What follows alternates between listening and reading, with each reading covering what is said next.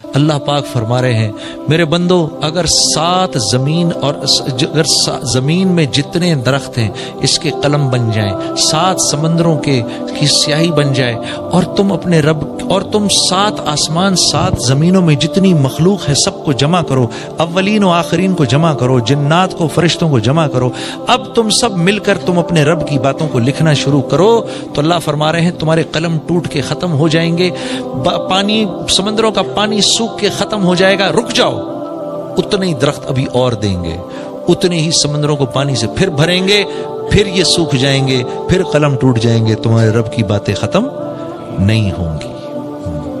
یقین مانو، یقین کرو، حالت نزا پر کافر بھی اس بات کو مانے گا، مسلمان بھی اس بات کو مانے گا، سب مانیں گے اللہ سے ہوتا ہے، ہاں مانیں گے۔ فرعون جیسے انا ربکم الاعلی جس نے اپنے آپ کو بولا، انا ربکم الاعلی، میرے سے بڑا رب کوئی نہیں، شیطان اس کے پاس آیا اور کہنے لگا ابے بدبخت، رب ہونے کا دعویٰ تو میں نے نہیں کیا، تو کہاں سے کر بیٹھا؟ ہاں تو کو بہت بڑی شے ہے تو؟ کہتا ہے ہاں کر تو گیا، اب کیا کروں، رہنے دوں؟ کہا نہیں ایسا بھی نہ کر، ہاں کہیں بچی نہ جائے تو، ایسا بھی نہ کر، اب تو کر لیا نہیں تو ذلیل ہوگا۔ تو کہنے لگا کیا میرے سے بڑا بھی کوئی بدبخت ہے؟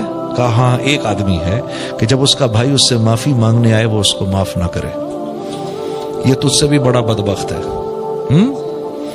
تو فرعون جیسے جابر نے بھی جب آسمان سے فرشتوں کو اترتے دیکھا اس کی جان لینے کے لیے تو کیا بولا؟ آمنت برب موسیٰ و ہارون، میں موسیٰ اور ہارون کے رب پر ایمان لاتا ہوں۔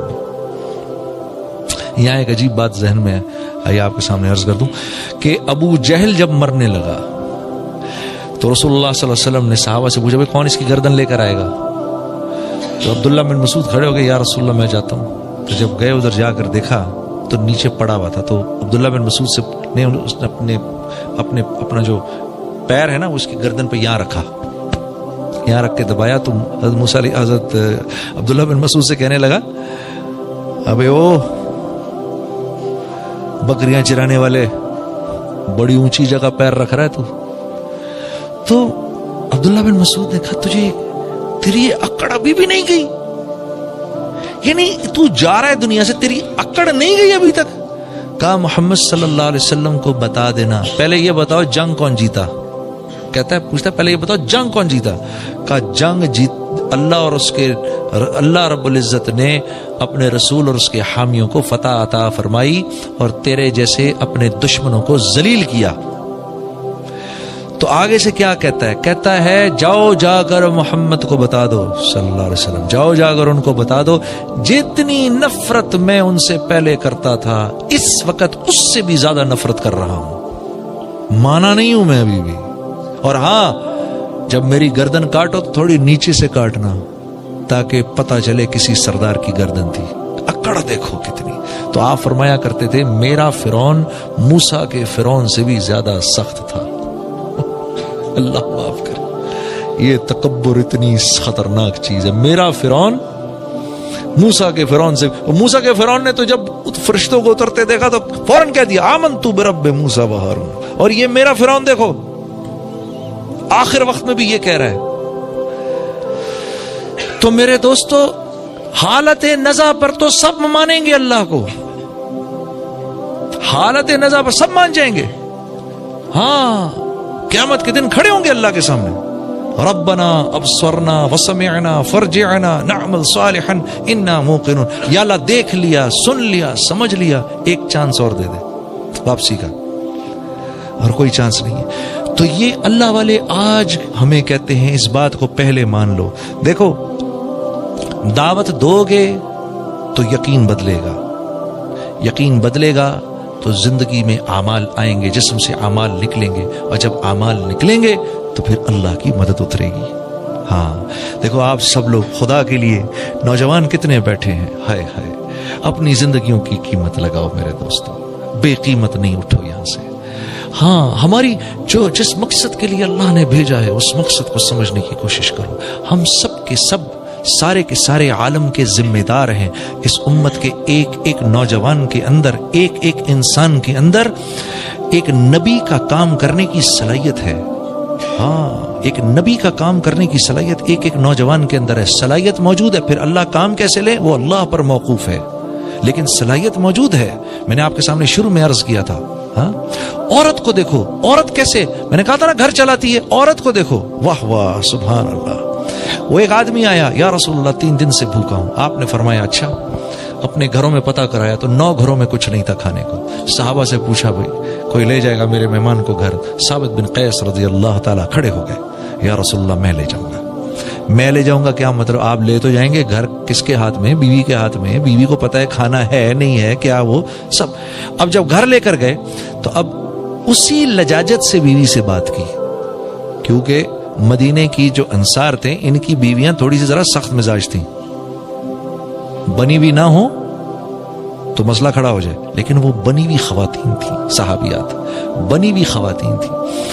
کہا کس کو لائے؟ کہا محمد صلی اللہ علیہ وسلم کا مہمان لایا ہوں. وہ بنی ہوئی تھیں، اہلن و سہلن. اچھا بھوکا ہے 3 دن سے، کچھ کھانے کو ہے؟ کہا کھانے کو تو تھوڑا ہے، اتنا ہی ہے کہ بچوں کو کھلا دوں. اتنا ہی ہے کہ بچوں کو کھلا دو. ہم میں سے تو کیا فرمایا کہ ایسے ہو سکتا ہے کہ ان کو سلا دو، ان کو نہ کھلاؤ، یہ کھانا اس کو دے دو. ہم میں سے کتنے کر سکتے ہیں اس طرح؟ بچے کو بھوکا سلا دیں، روتا پیٹتا، کوئی نہیں بیٹا سو جا، اور کھانا لے جا کے مہمان کے سامنے رکھتے ہیں.